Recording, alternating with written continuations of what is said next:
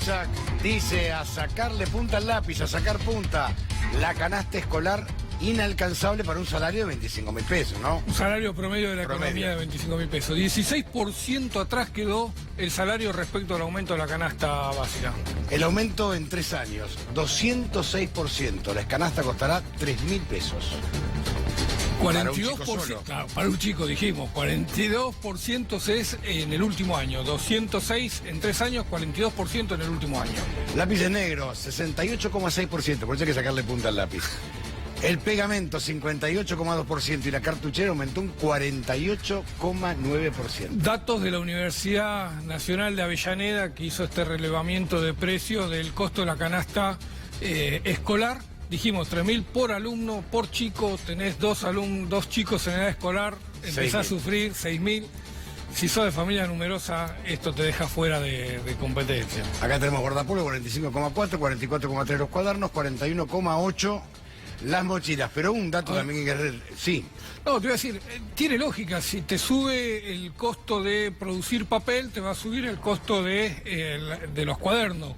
Si te sube el costo de producir una mochila por las tarifas de los servicios públicos, va a llegar todo esto llega al precio final de los productos, ¿no?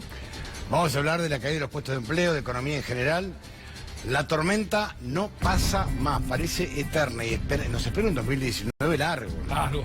Esto es la caída de ventas que registró CAME durante el primer mes del año, durante enero. 77% de los comercios vendieron menos. Es decir, se salvaron muy pocos comercios que lograron mantener el nivel de ventas o superaron lo que había pasado en enero del año pasado. Pero prácticamente 8 de cada 10 comercios vendieron menos este enero que el año pasado. Vamos a hablar de billutería, bueno, que serían billutería 14,9%, mira, calzado de marroquinería, que es una industria que el calzado está en crisis, 14,8%, muebles 14,3%, y bazares y regalos 13,8%. Vos mencionás calzado, pensá que calzado tiene una competencia de los productos importados muy, muy alta. Todo lo que tiene que ver con zapatillas, la producción china ha desplazado a la producción nacional. Todo el año pasado vimos el cierre de plantas en el país que dejaban de producir zapatillas porque viene todo importado. Aún así te caen las ventas. Ahora te invito a que compartas conmigo, te vas a quedar parado, te aviso. Con el gato estás sentado, conmigo te quedas parado. Los legisladores viajeros, porque esta es la otra pata de la historia, ¿no? Ahí tenemos los dos que más viajaron, ¿no? Y que han gastado plata de las arcas del Estado en sus viajes. Lo que más molesta es la hipocresía, ¿no? Porque son legisladores que suelen tener una actividad, por lo menos este señor tiene una actividad muy fecunda en las redes sociales y después nos pregona con el ejemplo. Es un denunciador crónico, viene denunciando de hace años. Los millonarios viajes de los legisladores, diputados, viajaron 61 de 257, volaron al exterior. En 95 viajes oficiales, los viáticos. Aclaramos que el viático es lo que vos usás para gastar, para vivir ahí. No incluye los pasajes. No incluye los pasajes. No incluye los pasajes. Los viáticos fueron por $78.522. Al cambio actual, casi 3 millones de pesos. ¿Sabes, Antonio, el temor? Que te den estos datos para que ir por un ajuste más en la política. Porque no está mal que los diputados argentinos viajen y participen de congresos y participen de foros y estén en reuniones por ejemplo, de parlamentarios del Mercosur o de reuniones con parlamentarios europeos. Da la sensación de que cuando te lo presentan así, lo que te están anticipando es que van a ir por un ajuste más brutal de la política y te van a empezar a decir, los diputados gastan mucho, hay que reducir la cantidad de diputados, hay que reducirle el presupuesto, hay que cerrar el Congreso. Ese es el temor cuando te vienen con estos datos. Senadores, 33 de 72 hicieron los misiones oficiales, que esto es importante, misiones oficiales, ¿eh? Viáticos por $49.350 y 27.030 euros. Lo que llama la atención es quiénes son los que más viajan, son los que más denuncian. Exacto. Esos son los que están diciendo hay que achicar la política, achicar la política, achicar la política, hablaban de ñoquis y contrataron ravioles, que en la realidad, Federico Pinedo, presidente provisional del Senado, estuvo 26 días afuera del país, hizo 7 viajes. Le abonaron $3.300 y 1.260 euros en concepto de viáticos. Son 178.300 pesos. Lo que sí es bueno saber es el resultado del viaje. Exactamente. Pinedo, ¿podría hacer una reseña de dónde estuvo, qué hizo, por qué convenio viajó? firmó, por ejemplo? ¿Qué firmó? Claro, de qué debate participó. Probablemente participó de debates muy interesantes sobre transparencias en las elecciones o empresas para contratar para el recuento de votos. Argentina contrató la misma que tenía Venezuela, que es el Auqueta. Entonces, que probablemente estuvo en un debate de eso, pero no sabemos qué hizo.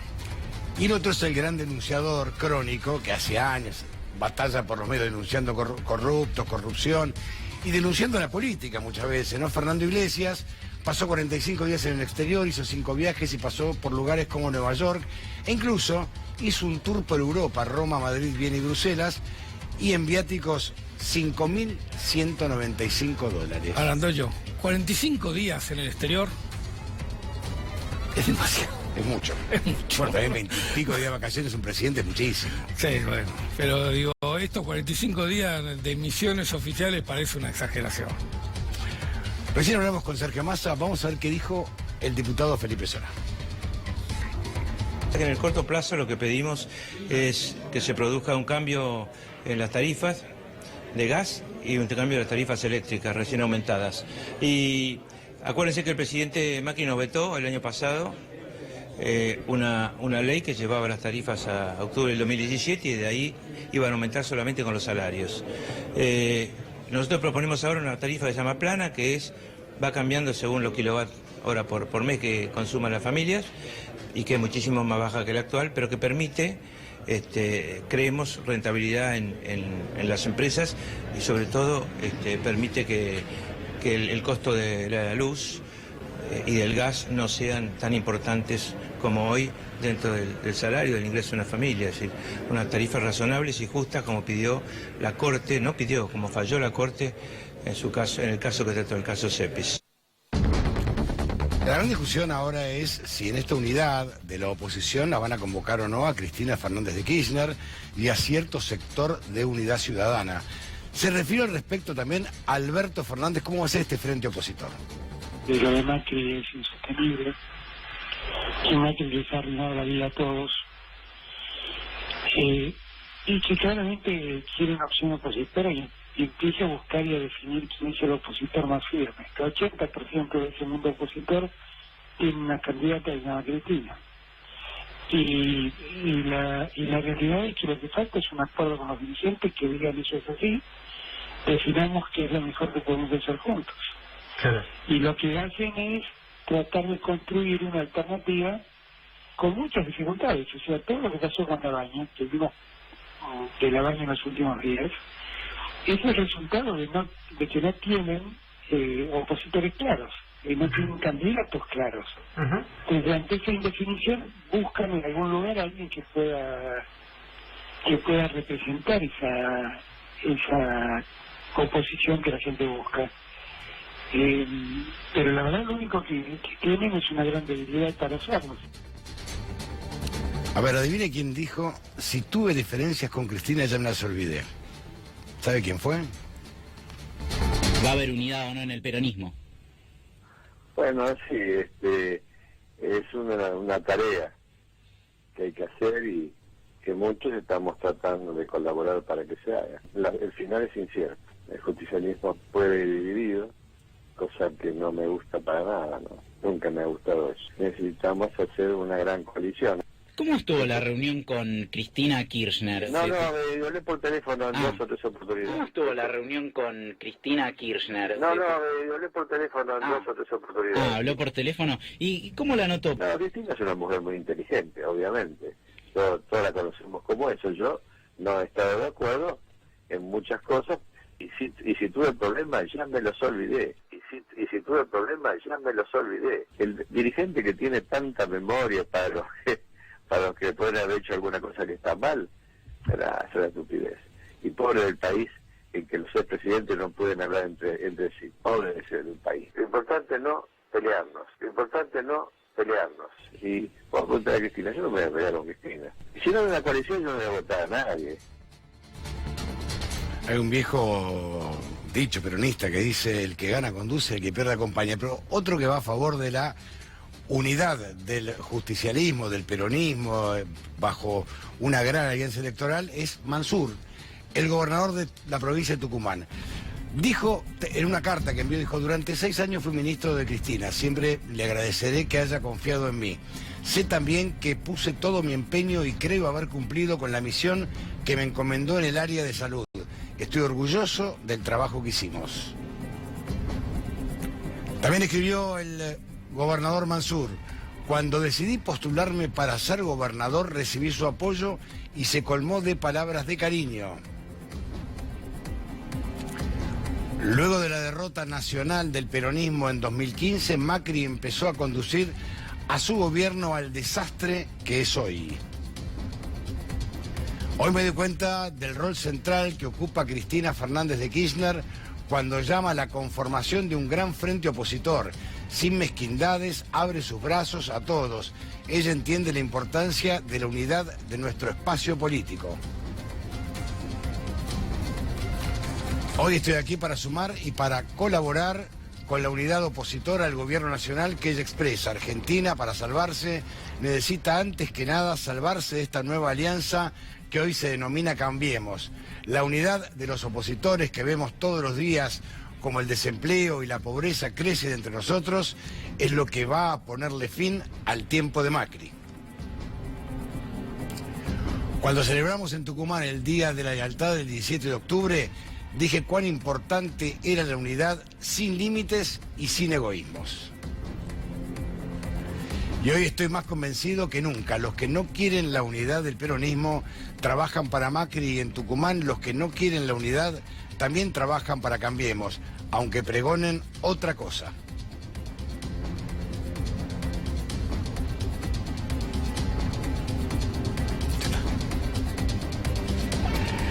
Bueno, acá la gran discusión está planteada en... A ver, hay una suerte de dirigentes justicialistas que han armado un frente, ayúdenme a pensarlos, les invito a todos, y la gran discusión es si se suman o no a Cristina Fernández de Kirchner. Es la gran discusión, lo escuchamos a Sergio Massa, nunca la nombra, pero habla de la unidad. Uno recuerda viejas, vos más te vas a acordar igual que yo, viejas palabras de Cafiero, cuando decía somos como una gata, metemos en una bolsa, nos peleamos, nos sacan, el que gana conduce y el que pierde acompaña. Entonces, siempre el justicialismo tuvo internas. La última gran interna de Argentina fue en el 88, que fue una interna que habría que imitarla y recuperarla, que fue Menem Cafiero, fue la gran interna. Creo que fue la última gran interna que tuvo la Argentina. A mí me tocó cumplirla, por eso la recuerdo. Vos creo que estabas por ahí también. Sí, también. Fue la última gran interna real y fíjense... Fue la única. La única verdadera. Y además, fíjense que Cafiero era presidente del partido, Menem no. Y automáticamente, una vez que pierde Cafiero con Menem, todos los que llamábamos la renovación se fueron con Menem. Lo acompañaron a Menem, inclusive Cafiero. Inclusive Cafiero siendo gobernador, es decir, tenía poder, no era que era un cosa, y perdió la interna. Con Menem. Estamos junto a Marcela Acuña, bienvenido. Gracias por estar. También está Lucila de Ponte, que es legisladora nacional. Julián, ¿qué lío hiciste, Julián? Está demasiado calificado para entrar al CONICET, tiene 3 carreras. Nunca había escuchado nada igual. Sabés demasiado, entonces no, ¿sabés qué? Sabés más que yo, te habrán dicho. Y bueno, obviamente Gustavo Marangoni, gracias por venir, Gustavo. Gracias por la invitación. Pero ¿qué opinan de todo esto que estamos planteando? Fernando, al margen de economía, sumate, ¿eh? A ver, el gobierno tiene, según cualquiera de las encuestas que quieras tomar, un 65% de rechazo o de desaprobación. Un análisis, te diría casi de perogrullo, te diría, bueno, si ese 65% que rechaza al gobierno va unido a una elección, naturalmente la gana. Por supuesto que la aritmética electoral y la aritmética, digamos, que aprendemos en la escuela, no siempre coinciden, no siempre es igual. El tema es ver si eso es posible. Por supuesto que escenarios se pueden dar muchos y muy variados. Con unión de la oposición y sin unión también hasta el gobierno podría perder. Ahora, Gustavo, porque, sí. Hay una gran duda que es si ir todos contra Macri o si ir por los 3/3. Si forzar una segunda vuelta entre el gobierno y una fuerza opositora o ir a matar o morir en una primera vuelta. ¿Cuál es la mejor teoría? Tomemos las 3 últimas elecciones presidenciales. ¿Cuál sería, me parece, la que no se va a dar? Una elección tipo 2011. La ganó Cristina. Que ganó Cristina con el 54% de los votos. Hoy me parece que ni en la oposición, y mucho menos el oficialismo, nadie está ilusionándose con una victoria de esas características. Por supuesto que pueden pasar cosas, como diría el propio presidente, pero eso parece lo más improbable.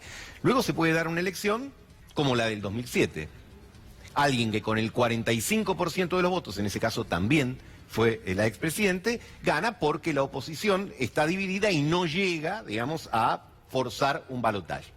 Y la otra es una elección al estilo 2015, donde habiendo tres fuerzas que compiten en primera vuelta, eso no impide la realización del balotaje y luego prima el ánimo, en ese caso, de cambiar al oficialismo de turno.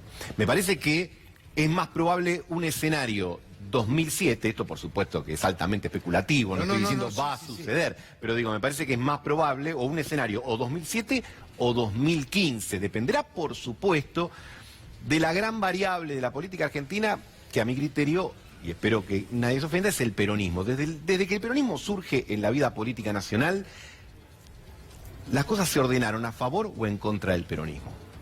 Siempre.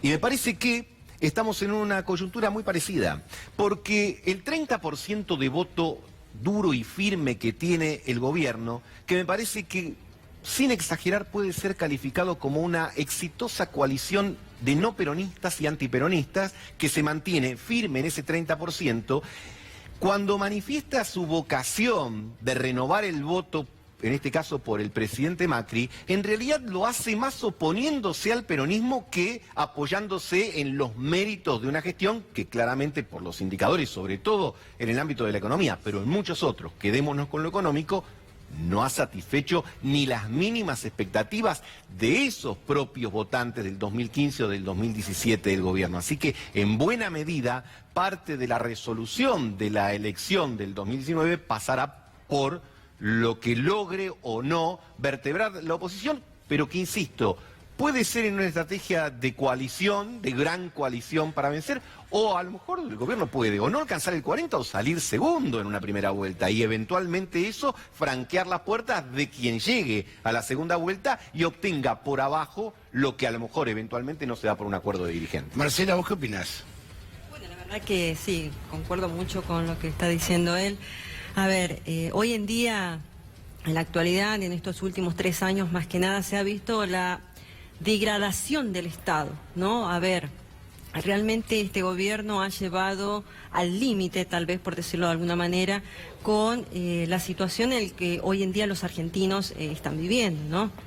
Yo creo que la oposición, en este caso, deberíamos juntarnos todos y trabajar al unísono para justamente contrarrestar lo que se está viviendo hoy en día, ¿no? Más allá de lo que algunos puedan estar de acuerdo, ¿no? Con algunos peronistas o con otros no, algunos un poquito más de simpatía con unos y con otros, pero yo creo que lo principal, y he estado escuchando justamente varios dirigentes y referentes del peronismo, del cual todos hablan de una sola cosa, que es la unidad del peronismo más que nada, para poder contrarrestar justamente lo que está viviendo la Argentina. Ahora vos que caminás los barrios, me contaron que sos muy caminadora por los barrios. ¿Cómo decís? Vos sos muy caminadora de los barrios, estás mucho con la gente. Cuando uno veía, por ejemplo, que la Secretaría de Deportes pasa a ser agencia de deportes, vos te preguntas de punto ahora la deportista también, ¿no? Y escuchar a un tipo que realmente Diógenes de Urquiza, Anchorena... El nombre ya... Que no se le entendía lo que decía, la vertiginosidad del deporte. Y uno ve los bienes que van a vender, que realmente son megamillonarios. Y uno ve a los FOB que tiene esas zonas que son realmente enormes. Y es un gobierno que no piense en la inclusión del que menos tiene por el deporte. Porque la mejor inclusión, por lo que habrás vivido, es el deporte. Claro. Te incluye... Y bueno, y con este nuevo decreto que hoy en día está en todos los medios también, ¿no? En el cual, si bien escuché ahora al nuevo director Anchorena, creo que se llama... Diógenes de Urquiza, Anchorena. Sí, el de explicar de que no van a vender las hectáreas, ¿no? Que tiene el Senar y un montón de tierras más que tiene justamente el Estado. Pero hay una cláusula en el decreto, en la cláusula C del inciso 2, en el cual dice que existe la posibilidad de la venta, locación y contratación de bienes y servicios. Entonces, que alguien le explique o le avise a Anchorena de que está explicando algo que en un decreto está escrito, ¿no? Claro, y aparte no sabe cómo explicarlo. Y siguen mintiendo, o sea, eso es lo peor de todo. yo creo que ya el haber tocado el deporte ya es haber llegado a lo más bajo, porque si bien vemos y constantemente vemos que la salud pública ya no existe, la educación pública tampoco, pero haber llegado ya al deporte creo que es lo último que le tocaba, ¿no?, a la gente, a la sociedad en sí. Sabemos, y todos los estudios, los sociólogos, psicólogos y un montón de estudiosos dicen que el deporte justamente hace que la sociedad en sí, en especial los niños y los jóvenes, se sientan contenidos, pero más allá de la contención que uno necesita también, el deporte también apunta a tener más salud en una sociedad, una salud no solo física, porque va más allá del deporte. Mente sana en cuerpo sano. Mental más que nada. Y hemos visto en los últimos años también cómo el presupuesto en el deporte ha ido bajando paulatinamente. Creo que de 1.400 millones en el 2016, en el 2017 a 1.300 y ya en el 2018 900 y pico de millones. Entonces, está a las claras que el deporte al gobierno nacional no le importa, como no le importa nada de lo que sea ni social, ni deportivo, y mucho menos público, ¿no? Ahora, vamos a contar un caso que realmente a mí me llama poderosamente la atención. Confieso que lo leí, a él lo conozco, he leído su libro. ¿Por qué te rechazan del CONICET? ¿Lo puedes contar? Porque realmente no se puede creer. Bueno, el motivo que me dieron en el dictamen cuando hacen la calificación final es que, bueno, como yo había hecho 4 carreras de grado, decían que eso podía llevar a la dispersión de intereses, entonces, bueno, no merecía el ingreso al CONICET. ¿Dispersión de qué es dispersión de intereses? Es decir, que en lugar de poder aplicar 4 ramas al análisis, a la investigación, prefieren que te centres en una sola y que no te interactúes con nadie. Claro, sería disperso. Sí, tiene muchas acepciones la manera que se puede entender. La verdad que sí, uno lo lee. La que yo entiendo, ¿sabes cuál es? No te puedo tomar porque sabes más que yo. Bueno, sí, o quizás que digamos, la dimensión desde la cual él estudia un proceso histórico, que es una dimensión integral, no encaja con la lógica mercantilista del conocimiento que evidentemente quiere proponer Cambiemos. Sí, por ejemplo. Hay muchos elementos que intervienen, algunos propios de la institución. Yo creo que por ahí lo que a mí más me interesa, más allá de mi caso personal, que no sirva simplemente para tapar el bosque, sino que pensar la situación real que está teniendo ahora el sistema científico en Argentina, que ha sido terriblemente castigado. Pero ¿sabes qué pasa, Julián? Creo que lo hablé con vos. Creo que lo hablé con vos. Un país que festeja exportar $6 millones de limones a Estados Unidos y no festeja haber vendido un reactor nuclear hecho por científicos argentinos en Holanda, creo que varias veces, varios millones de dólares más que los limones, que son $6 millones, ya te habla del concepto, ¿no? Es volver a discutir el crack del 30. Lo que pasa es que a mí me parece que... Súmense a la charla. Sí, de un gobierno de centro derecha o de derecha uno espera algo lógico, que puede ser que privilegie la economía de mercado. Hasta ahí esto es esperable, es previsible. Ahora, la confusión entre una economía de mercado y una sociedad de mercado me parece que es cruzar un límite muy importante, es decir, ver todo desde la lógica del mercado. El deporte, entonces ves, creo yo, un negocio inmobiliario. Entonces ves... ¿Pero sé cuánto vale el metro cuadrado ahí? No sé que la cuenta. Más o menos con el FOB que tiene ese lugar, el CENAR, por ejemplo, estamos hablando de entre $5.000 y $7.000 el metro cuadrado.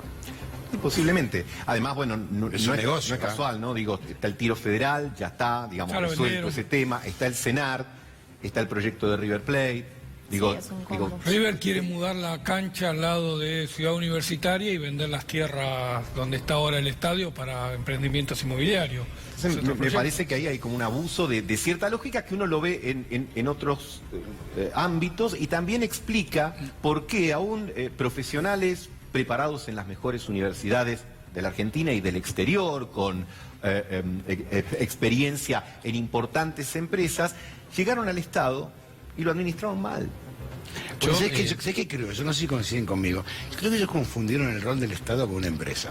Sí, no pero sé si lo confundieron, si no llegan, digamos, con esa mirada. Yo creo que al contrario, porque toda la inversión que se ha hecho durante los últimos años en el sistema científico y tecnológico, precisamente me parece que es una lógica donde se podría ver... A ver, las sociedades del conocimiento en este momento son las que generan la riqueza. Hoy la verdadera riqueza no es producir computadoras, sino el software. Si pensamos en las personas más ricas del mundo, que son Bill Gates, no es porque produce computadora, sino el software, en la Argentina, la empresa que más vale en el mercado, es Mercado Libre. No es más YPF como históricamente fue durante los últimos 100 años. Entonces, el verdadero valor está en el conocimiento, la ciencia, la investigación. Y lo que ha hecho Cambiemos durante los últimos años es destruir todas las políticas científicas. Lo que está pasando, por ejemplo, con el INTA y el INTI, que es el Instituto Nacional de Tecnología Industrial y el Instituto Nacional de Tecnología Agropecuaria, donde precisamente se articulan las políticas científicas en función de la industria o el sector agropecuario, claro, donde desarrollan semillas, fertilizantes, agroquímicos, donde agregan valor, conocimiento.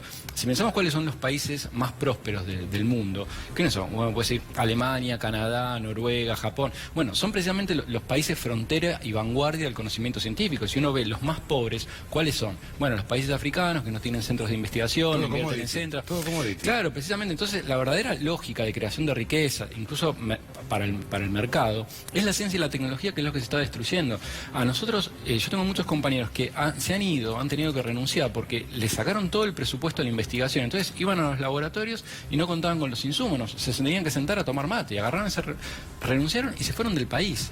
Estamos viviendo en este momento un nuevo ciclo de fuga de cerebros en el país, bueno, que es un poco lo que me están pasando en mi situación personal, pero realmente muchísimos colegas que están expulsados del CONICET, no los dejan ingresar, dieron de baja un número muy grande de becas. Y la situación es terrible. Hoy, por ejemplo, los becarios el año pasado tuvieron solo un aumento del 15% en sus remuneraciones, cuando la inflación fue del 48%. O sea, un 33% de su salario, un tercio directamente fue licuado, desapareció. Claro. Entonces, no hay insumos, no hay salarios, no hay condiciones dignas. Pero uno, aparte, cuando intenta hablar con los funcionarios, dicen, mirá la situación, ellos te dicen, bueno, me encantaría, pero no se puede. Pero, ¿no era que sí se puede? ¿No nos habían prometido eso, una revolución de la alegría, que sí se podía con todo? Bueno, te dicen que no hay plata. Bueno, pero para el sector financiero, por ejemplo, para las TIMBAS, para la LEVAX, para todo ese financiamiento hay dinero. Ahí no hay ningún problema en pagar tasas desorbitantes, precisamente para generar la especulación y fugar la riqueza. En cambio, para la ciencia, realmente, para la investigación y el desarrollo no hay nada, y esto nos condena para el futuro, porque... Que aparte siempre te traen los dólares genuinos. Claro, pero la plata genuina te entra por ahí. Y construir, sí, un futuro, porque desarrollar un sistema científico son cadenas que llevan generaciones, generan 15, 20, 30 años. Si vos lo interrumpís a la mitad, todo lo que invertiste antes se perdió. Me parece que una buena analogía es el esfuerzo que es subir una piedra por una montaña. Uno hace un esfuerzo muy, muy grande, pero es muy fácil soltarla y dejarla caer. Bueno, eso está pasando. Haber construido un sistema científico en el país nos llevó muchísimo tiempo, muchísimo esfuerzo. Pensemos que una persona, para entrar al CONICET, tiene que estudiar 6-7 años como mínimo para hacer una carrera universitaria. Y después tiene que hacer un doctorado, que son otros 6-7 años. Más o menos son entre 13 y 15 años para ingresar al CONICET. Bueno, si vas a esa persona a la mitad de su proceso de formación, le echás, bueno, por ahí los frutos y la monetización bueno, pero esa es la diferencia entre Estado... a los 20, 25, 30 años. Esa es la diferencia entre Estado y empresa privada. Pero ya estaban hechas las inversiones. Te dejaron afuera porque tenés muchos títulos, te dejaron afuera porque el CONICET está cerrando.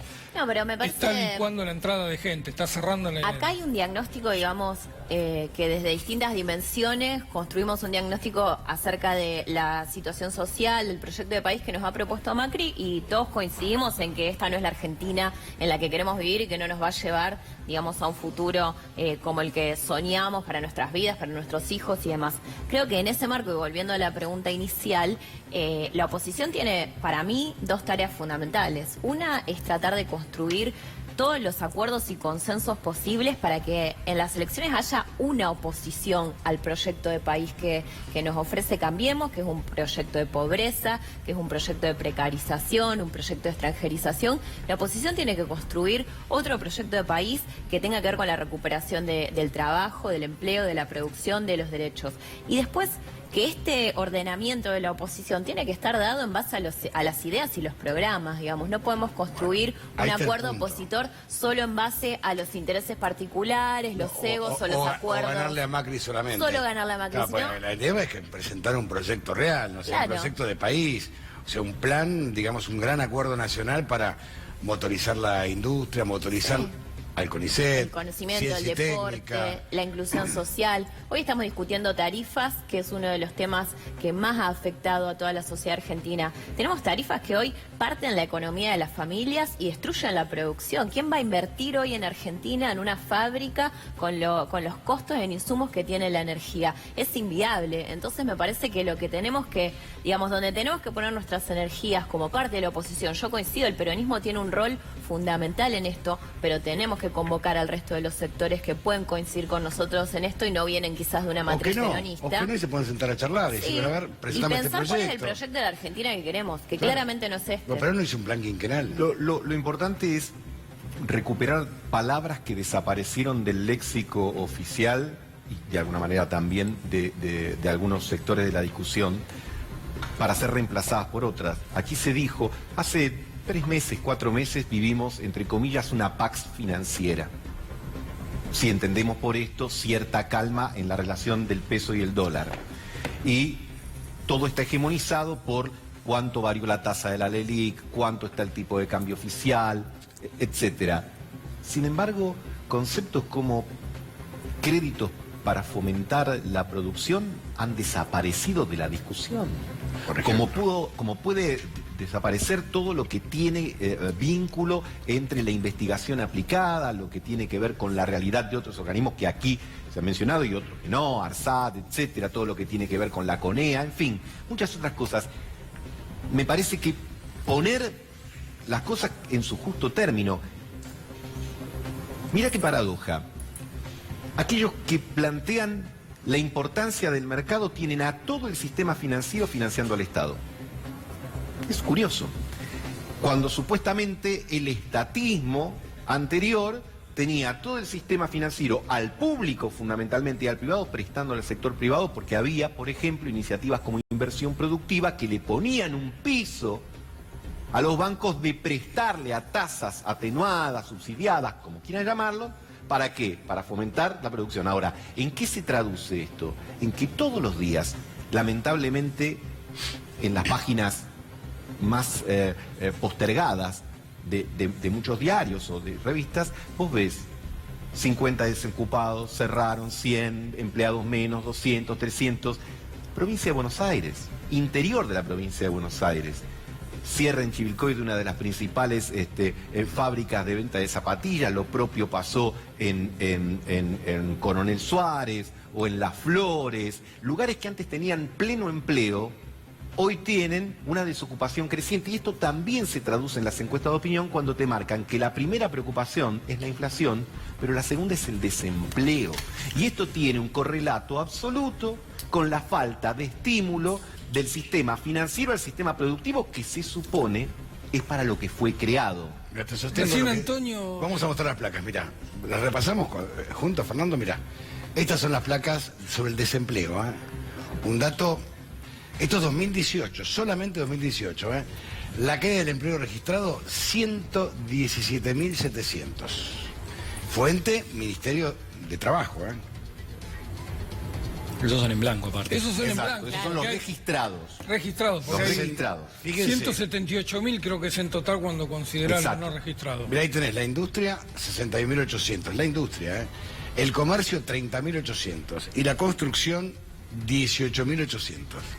Vos, Antonio, recién cuando estábamos repasando las declaraciones de Duhovne, mencionabas que en ningún momento habla de producción, habla siempre de financiero, del sector financiero. Yo apuesto sueldo contra sueldo si hay quien escucha con un funcionario hablar de pueblo, de trabajador. Solo hablan de gente. De reforma laboral. La gente, porque la gente me pide. Ahora, no escucho la palabra pueblo.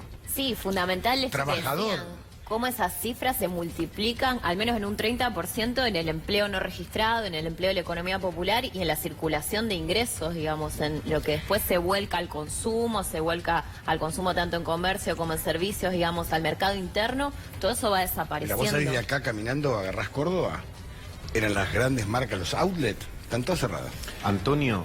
Y más allá, perdón, ¿no? Más allá del desempleo, por supuesto que está realmente muy arriba, también están los trabajadores que sí tienen empleo, pero el salario promedio es de 18.000 pesos, cuando el INDEC nos indica que para no ser pobre necesita más o menos 25.000 pesos. 26.000 y pico. Entonces, ¿no?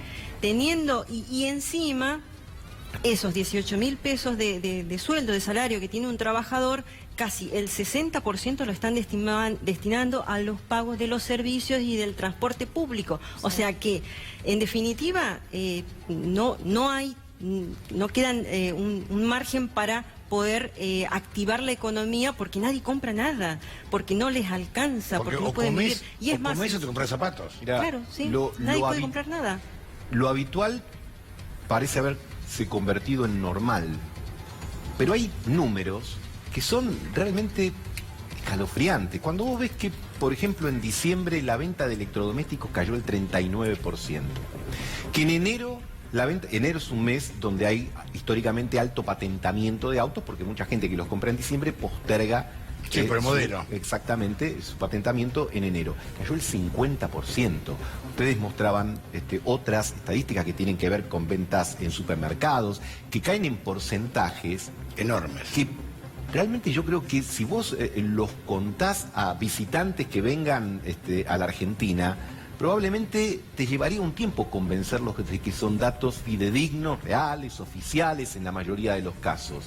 Entonces, estamos ante, yo decía, una primavera financiera, pero un invierno de la economía real que lleva mucho tiempo y que todo indica que se va a extender por un tiempo más, porque cuando aparentemente, para recurrir a esa casi gastada metáfora, aparece una luz en el fondo del túnel, inmediatamente se agregan kilómetros de túnel, porque en última instancia lo que se está proponiendo para la agenda de este año y del año que viene, y acá se ha mencionado algo, tiene que ver con nueva reforma previsional, que en última instancia ya sabemos el propósito que tiene, pero no porque seamos muy perspicaces, simplemente porque el Fondo Monetario Internacional lo cuenta como una manera elogiosa, lo propio con el ámbito laboral, lo propio con lo que se supone que tiene que ser el desempeño de las cuentas públicas del año que viene en el sector primario. ¿Para qué? Para pagar más déficit financiero, porque lo cierto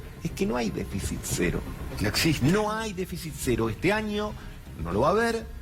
Inclusive hasta el primario, déjame ponerlo en dudas, porque está cayendo la recaudación también. Sí. Cae más ahora no sabían, ahora le pregunto a los economistas, ¿acaso no se daban cuenta, por ejemplo, que si vos terminás con el consumo, terminás con la recaudación? Lo que pasa que, déjame plantearlo de esta manera, cuando un médico, ¿no?, le corta la pierna a un paciente, ese médico cuando le corta la pierna no le preocupa que ese paciente vuelva a caminar normal, que corra, lo da por hecho. En el momento que le está cortando la pierna, lo hace porque está peleando por la vida de ese paciente, para que no se muera. El gobierno, cuando aplica la política económica actual, el plan de Sanderis, el doble cero, déficit fiscal cero, emisión cero, no le preocupa ni el consumo, ni la producción, ni el desempleo. No es que se está enterando ahora viendo el programa que está diciendo está cayendo el consumo, los salarios. Eso lo da por hecho, no le preocupa. Por el único motivo que lo hace es porque teme que explote la economía. Porque la situación económica pende de un hilo. Se están gestando las condiciones para un nuevo golpe de mercado que puede terminar siendo fulminante. Ahora esta... Pues ya lo anticiparon, dijeron, sí, pero tenemos la plata suficiente para... No, pero es mentira.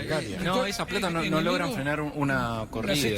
Las primeras estimaciones hablan que en enero la fuga de dólares, es decir, el ahorro de argentinos que sale del sistema, llegó a 1.500 millones de dólares. Es el doble que en diciembre y es una cifra totalmente fuera de la lógica de este modelo económico donde te está pagando 50% de tasa en peso. Pero además, abonando lo que dice Julián, hoy leí una declaración que por lo pronto me pareció curiosa.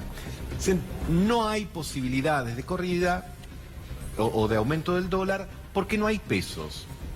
Y los plazos fijos que superan el billón de pesos, como su nombre lo indica, es potencialmente la posibilidad de un cambio de cartera si se sigue profundizando, digamos, con los lineamientos centrales de esta política. Vos preguntabas por qué. La verdad, uno trata de hacer hasta un diagnóstico comenzando por la buena fe. Uno dice, bueno, no es que llegaron y vamos a hacer todo mal a propósito. Ahora, si aplicás un programa que vos esperás que tenga determinados resultados y pasan los meses y tiene todos los resultados inversos, es hora de que vos, como decía Jauretche, tengas la posibilidad de, frente a un sombrero y una cabeza, o achicás el sombrero o achicás la cabeza, como lo segundo es imposible. Salvo que lo mates. Exactamente, entonces lo que tenés que modificar es ese sombrero. La diferencia es que y la paradoja es que estos funcionarios no le hicieron a Jauretche. No, la diferencia es que este modelo es el que están buscando. Bueno, Claro. pero el pragmatismo, el pragmatismo, por lo menos discursivamente, se supone el norte de mucho. Es decir, bueno, los ideologismos se terminaron, las cosas sirven o no sirven, funcionan o no funcionan. Bueno, por el momento circunscribámonos a esa forma de pensar. No funciona y no sirve. Pero Duhovne dijo ayer que está funcionando todo perfecto. Bueno, lo poníamos recién. Julián hablaba de un médico, me hace recordar a otra cita de Jauretche. La operación fue un éxito, pero el paciente murió. Claro, ¿no? claro, Entonces, lo que vos hablas de la paz financiera, eso se hizo sobre un ajuste brutal al bolsillo de todos los argentinos y argentinas, que fue la devaluación del año pasado, donde se perdió no solo poder adquisitivo, sino derechos y calidad de vida de cada una de las familias argentinas. Y el gobierno, evidentemente, cuando dice, bueno, esta calma, digamos, esto significa que las cosas están marchando bien, no le interesa o no tiene en cuenta el daño, el grave daño y perjuicio que sufrieron, digamos, el 80% de los argentinos, porque acá no nos afecta solo a los más humildes o los que están en peores condiciones, están afectados los sectores populares, los trabajadores, las clases medias, los pequeños empresarios, los comerciantes. Acá no se salvó nadie. Es curioso que está afectado el votante de Cambiemos. Pero hay un elemento adicional para Yo creo que sí se dan cuenta, ¿no? lo que se ha dicho aquí. Yo creo que se den cuenta, sí se dan cuenta perfectamente lo que están haciendo, porque no pueden estar viviendo en un globo. Y lo peor de todo, que uno cuando escucha hablar al presidente decir que este es el camino, que acá por acá vamos bien, que las decisiones que estamos tomando nos van a llevar al éxito del país, la verdad que de eso está muy lejos. Pareciera que siempre está en campaña, ¿no? O sea, más allá que este año es una Cacao Tigresa, que es el mismo presidente que dijo que San Martín estaba angustiado cuando cruzó los Andes, ¿eh? Claro. Se lo dijo al rey de España. Que Francisco Narciso Laprida se angustió cuando los independizó.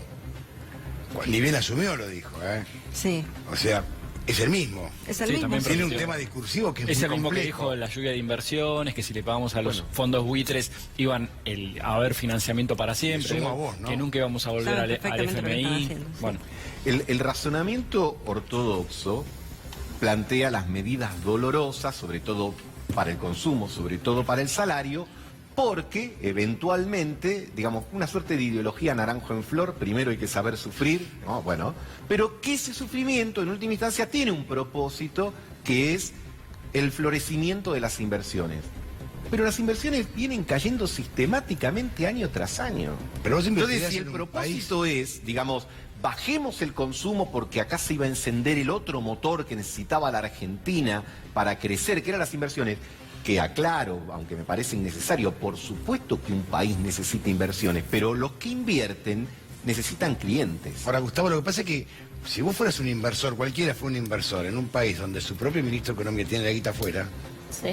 vos invertís. O sea, la lógica mía primaria de no saber absolutamente nada de economía, ¿vos invertís en un país cuyos funcionarios sacaron toda la guita afuera? Sí, en No confía. en Levax. Bueno, en la timba. Digamos, ¿por qué? Porque En la timba. la rentabilidad que bueno. te propone esa herramienta financiera en muy pocas, vamos a ser más largoplacistas, en muy pocos meses, es sustantivamente más alta la que te puede ofrecer Y con un cualquier riesgo inversión nulo. productiva. Por Está bien, supuesto, pero con en un riesgo momento la sacás porque si esto la llevaban afuera, por algo se lo llevaron. Ese es un poco el eje. Me parece que nadie que esté invirtiendo en el ELIC o en plazos fijos o algún instrumento La va a dejar corto, acá. están todos esperando, que este es el problema, que están todos esperando, la demanda de dólares va a subir a medida que avance el año electoral y los riesgos. Y precisamente se va a dar una situación que el gobierno no va a estar en condiciones de frenar y los saltos cambiarios. Porque vos qué harías si sos norteamericano y tenés acá poner Pero es lo que 100 están palos esperando, verdes? ingresan, Veo pero cuándo me El las gobierno, van a poner, el yo creo- gobierno Duhovne le dijo que tiene 10.000 millones de dólares para financiar la fuga de capitales cuando se asusten y quieren irse. Bueno, el año pasado Ya las les fugas está fueron diciendo que 30.000 se millones vayan. casi. Bueno, él Y en tiene todos los 10.000 años millones. electorales tiende a duplicarse. Entonces, si el año pasado fueron 30.000, este año uno podría proyectar vis a vis unos 60.000 millones de dólares que serían todas las reservas, pero las reservas ni siquiera, la mitad son ficticias, ¿no? Porque son casi 15.000 millones de los encajes bancarios a los depósitos en dólares, otra parte son los swap en China, que ahí ya son 33.000 millones. Otra plata es del fondo y aparte las intervenciones que tiene pactado el gobierno, en caso de una corrida, son de apenas 150 millones por día bajo el sistema de licitación. Si solo pensamos que el año pasado, en los días más calientes, por día, se llegaban a demandar 1.500 millones de dólares por día, esto te llevan puesto en 2 minutos. Aparte, se ató de manos porque no puede intervenir. En el mercado a futuros no puede largar a los bancos oficiales a contener, como el Banco Nación, Banco Provincia, Banco Ciudad. Y encima las tasas de interés, y si ahora le está bajando, las volvés a subir de golpe, demostrás que el rey está desnudo y no tenés más herramientas financieras, entonces te van a llevar puesto. El tema es que el plan acordado con el FMI es cerrar el déficit de la balanza externa, no el déficit fiscal. El mayor problema de Argentina es el déficit de la balanza de pago, que fue 3.5% sí, del PIB del año está cerrando pasado. por las malas. Está cerrando por las malas. El comercial y el turístico. Sí, eso lo puede solucionar. No, el turístico prácticamente tengo que se te hacer da un vuelta. cierre porque me corre el programa que sigue. Tenemos un par de minutitos nada más. Cortito, lo está cerrando por las malas porque además, en realidad, más que dinamismo de las exportaciones, tenés caída de las importaciones y sobre todo de las importaciones que son bienes de capital o bienes intermedios de capital que se supone son aquellas que sirven, digamos, para que una economía crezca. Y acá el problema es que la Argentina ha encontrado una suerte de fórmula del estancamiento sustentable. Digamos, nos mantenemos absolutamente estancados y no podemos salir de eso y el horizonte que tenemos por delante parece ser más de eso. Julián, apelo a la brevedad de todos. No, bueno, tener en cuenta que la precariedad financiera, yo creo que se están gestando condiciones realmente muy, muy duras para un próximo golpe de mercado. Yo creo que los meses de marzo, junio y agosto van a ser sumamente calientes en términos financieros porque esta paz no va a durar y este tipo de cambio no va a durar. Y realmente yo creo que ahí, si estamos hablando de las precarias condiciones que está viviendo el grueso de la población argentina, con una concentración de ingresos y pauperización social, yo creo que van a tender a profundizarse y eso inevitablemente creo que se van a traducir en estallidos sociales, en protestas y en un reclamo político muy muy fuerte. Entonces, bueno, acá invitando a la oposición realmente a unirse y a pensar un modelo de país con política de Estado a largo plazo, ¿no? Que incluya la ciencia, la tecnología, la producción y la distribución de ingresos, por sobre todo. Sí, también dar un mensaje más esperanzador, porque bueno, acá describimos todo lo malo, pero es la realidad que vivimos y el camino que nos propuso Macri. Pero no hay que resignarse a que ese es el camino para la Argentina, hay que construir otro proyecto de país y la oposición tenemos la tarea y la obligación histórica de hacerlo, de poner en un lugar secundario lo que es secundario y poner sobre la mesa la necesidad de que los argentinos vivan mejor. Déjame que cierre bien cortito, sé buena. Bueno, realmente, antes que nada, agradecerte y por supuesto ha sido un gusto poder estar acá y bueno, todavía seguimos esperando, creo yo, los argentinos, las inversiones, ¿no? Del cual hablaban, del cual iban a bajar los salarios, los sueldos, iban a tratar de que no sigan con el ritmo de la inflación para que vengan las inversiones. Yo creo que acá en la Argentina los únicos que ganaron plata son los dueños de los servicios de luz, de energía eléctrica, obviamente, del gas y del agua, que realmente están ganando millones y realmente están arruinando al pueblo argentino. Gracias a todos, gracias por haber venido. Hacemos una pausa, ya venimos.